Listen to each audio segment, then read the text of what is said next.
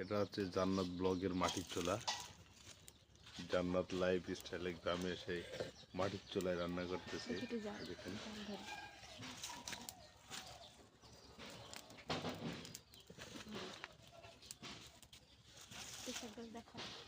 এখানে সে পুঁই শাক গাছ লাগিয়েছিল। এই দেখুন কত সুন্দর পুঁই শাক ধরেছে,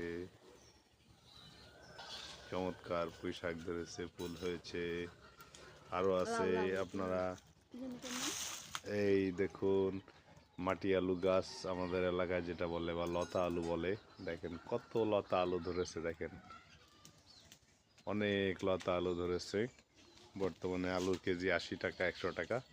কাছ থেকে আপনাদেরকে দেখাই, এই দেখেন কত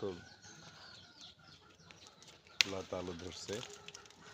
যেহেতু তিনি এখানে থাকেন না, তো অনেক আলু অনেকে ছিঁড়ে নিয়ে গেছে, তারপরে এখন অনেকগুলো আছে। এগুলো আমাদের এই যে কদিন আমরা এখানে থাকবো, 1 সপ্তাহের মতো আমাদের আর আলু কেনা লাগবে না আশা করা যাচ্ছে।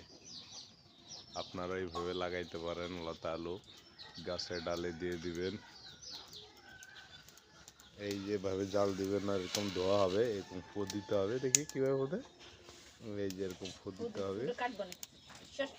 দেখি চোখে পানি আসছে নাকি? চোখে পানি আসে, আবার সমস্যা নেই।